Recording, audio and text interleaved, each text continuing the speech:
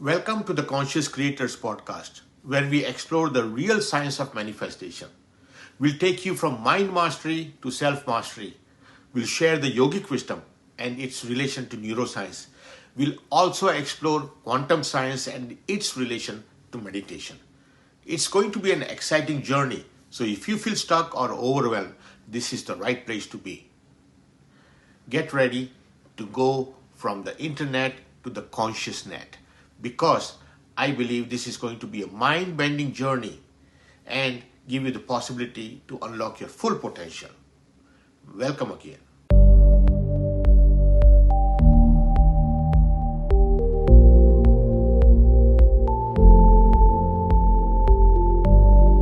Sometimes when it's flowing, I'm sorry. No, Okay, no go ahead. problem. Go ahead. Do you want me to start over then? Yeah, please. Okay. So my background, I worked as an ICU nurse for 20 years. And I left right before the pandemic when we moved from the Chicago area out to Arizona. And I needed to take a break from that work. It really puts a big strain on you, Right, right. mentally, physically, spiritually, all that good stuff. So, and then I found evolutionary astrology, which is the paradigm that I practice around that time. And that was a turning point for me in my healing journey. And so it was a key that kind of unlocked a lot of aspects of my own healing. And so I just fell in love with it. So of course, then I began to study it. I've done a mentorship. I've done a full certification program. So that is what I primarily practice. I'm also a Reiki master. I do Usui Tibetan and Holy Fire Reiki. I try to incorporate that energy work within the sessions that I do with clients. I was primarily doing readings, just one-on-one readings, doing the birth chart analysis. But I found that the depth of the work that EA has, Uh-huh. it was opening up parts of people's psyches that then we didn't really have follow-up. And so I created a coaching program around it so that we can get into that a little bit deeper and I'm not leaving people kind of just broken open. Right. Because that's what I was finding was sometimes happening. The depth of the work is just very present. So I call myself an emotional wellness coach. I really focus on developing emotional resilience Uh-huh. for people. So yeah, that's my But that's focus. that's wonderful. I mean, I think that was one of the main things that got me more involved into this. That's why I started late in my journey. I thought I was done with my life. I was Mm-hmm. about to retire. But when Corona happened, it took a big toll on my daughter. So she went into depression and addiction and all that stuff, and she's really, really struggling with her life. So I thought that there are so much out there that people are not even aware of. And that was the basis of doing this podcast. Is the whole idea is that there are so many people struggling with all kinds of stuff. I mean, even the city of San Francisco right now, I mean, it's a big mess. People, druggies all over the place and all kinds of stuff going on. And the government also is trying to figure out how to fight with it. Yeah. And I thought the life coaches, the healers, like yourself, if all of us were to kind of come together, create some kind of a more awareness that there is alternative healing there and it can help people. And that was my whole intention behind creating this podcast. And so that's what it's all about. I mean, I think you would be a great uh, guest on the podcast. You have a great personality. I mean, you have a nice, warm energy about yourself. So that brings people together and, watching about it, maybe learning that more. And perhaps it will help you get out there as well. And, Yep. so, I'm currently working on the visibility part of it. yeah. I just recently did a podcast. It won't air until March, but that was the first one that I had done. So yeah, getting into expressing things in that way. I have a YouTube channel, but I don't have a ton of subscribers. And so if my mission or my vision or my what I'm trying to express is not getting out there. If it's not being seen, then yeah, I'm not Yeah, able to yeah. help as It's many people. So oh, that's that's the whole thing is marketing. That's my back end stuff. I have office in India, so I have a team of people working in India doing this stuff for me as well. It is, getting the visibility. There's so much noise out there. It's that's the hard part of getting to the people, to the right people, and talking to them and setting all that stuff up because there is so much fluff out there. There is so much noise that people don't know who's the right one, who's the and that is one of the things that when we bring people on, people get to know you more personally. They hear your story, and that's the whole intention. yeah, So let's, if you are okay with it, I mean, we can set up an hour. So basically, what I do is same thing, like we are talking right now. We'll record this, and then we'll put it on the podcast. If there is any editing or something, I'll send you a link before I would post anything online. So that way you can look at it and see if there is some part of it that you want to edit. Most of the time, it's an impromptu thing, so it works out naturally. And I think gives out a great energy with people. yeah, So that's why I kind of like to leave it, but I still want to, send it back to people, let them watch it. So I just had a Reiki master yesterday. No, day before yesterday. Yeah, her name is Kimberly, and she's also starting out. The Reiki Room is her Facebook handle. that's So, and again, it's the whole idea is if we can bring a group of people together, we can work together to get ourselves out there and, figure out how we can support each other. That's the whole purpose. Yes, So I'm what very would much be a part of that. I'm very, that's a big part of what I love to do. I love to network. And just for the astrology of it, we have next year Pluto moving into Aquarius. So if you have heard any astrologer talk about anything, that's one of the big things we've all been talking about. But the Aquarian age, if we think about the song Age of Aquarius, and it's about community, it's about humanitarianism, it's about bringing people together. And so it very much is a part of what I want to, put forth. And if I right, can make right, those right. kind of connections, then yeah, I do want to be a part of that. So you are doing this full time then? I am. Okay. I launched last May, so it's just been almost a year and a half. Oh, it's about a year and a half now.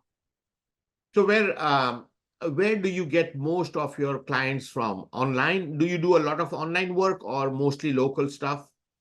I do both. I see my clients via Zoom. I don't have a separate office. I work out of my home, but I do sometimes do workshops and ceremonies, things like that.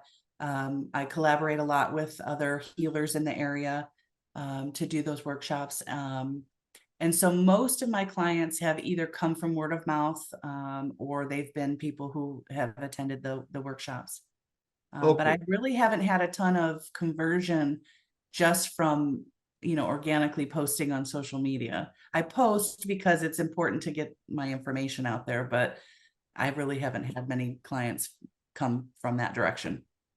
Yeah, well, yeah, it's been, like I said, that market itself is saturated. Yeah, And especially with astrology, yeah, well, cloth astrology. I don't know if it is just astrology. I mean, I think all of us are going through the same thing. Like, Yeah. I mean, the market itself, it's in a shift. And in fact, I had a coach recently on the market, on marketing. Actually, not recently. It's about a year now. But he explained about how not only us, that we go through that, but the market itself as a whole Mhm. is going through a shift right now. So basically, on the marketing side of it, like when you create, you find your niche, so you have to find, once you identify your client avatar, once you have a clarity about them, then you have to understand that what level of understanding that they have, how aware they are about your stuff, and how it is going to support them. So Mhm. that is the key. And I think in your case, it should work much more better because there are a lot of Reiki masters, that are a lot of yoga teachers and stuff like that. But now you have added something to yourself. The Mhm. astrology part is totally new. And then besides that, uh, you are also providing the complete coaching. Mhm. So that, I mean, like you said, you are not leaving them open the, can of worms, and then just leave them that, oh, here you go. So you, in fact, you might create more bigger mess for them than. Exactly. So the whole idea is, so you are on the right path. You are doing coaching. So now when you go out, what is it that you are going to market? So my coach, the way he explained to me, and that's one of the reasons I shifted to from yoga, coaching, and all that stuff, that the market, when like the AI AI came in, uh, everybody jumped on it. So Yeah. initially everybody jumps on the bandwagon, then the copycats come out, and everybody starts doing little bit of. So that market now, all of a sudden, people lose the trust and all that. So they are in the third phase, which is, people with deep pockets will do the pay-per-click marketing and all that stuff. Mhm. And so it doesn't work for people like us. Right. And so in that, so now for you have to create a shift of deciding what you want to uh, put in front of your client. What is the thing that is going to bring them in? So that I learned that, a lot of things. So my whole idea is to bring people together. We can talk about this kind of stuff as well. We can create a group of people, masterminds kind of thing. Mhm. So let's set up a time. What are the best times? The mornings are the best for you? Usually, it just depends. I know in the next couple weeks, let me go grab my calendar. I'll be right back. Okay. My phone is in the other room.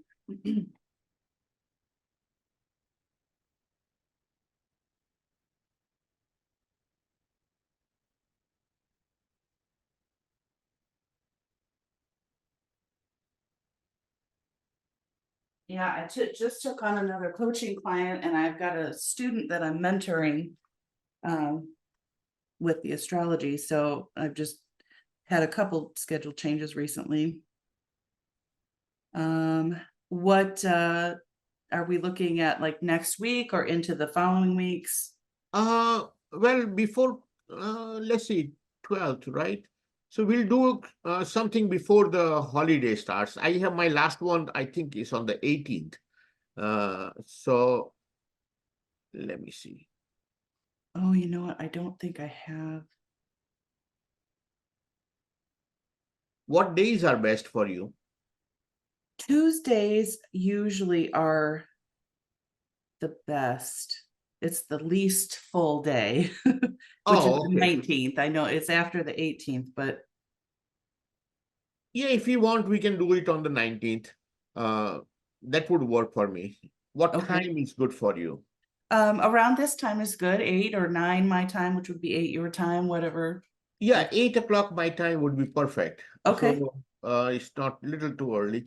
So yeah, and then after that the holidays come in, and then I am planning to go to India this year. So in January, so I'll be gone most of middle of the January at least. So see how that works out. Usually that's a busy time of the year, trying to get the right clients and everything in the beginning of the year.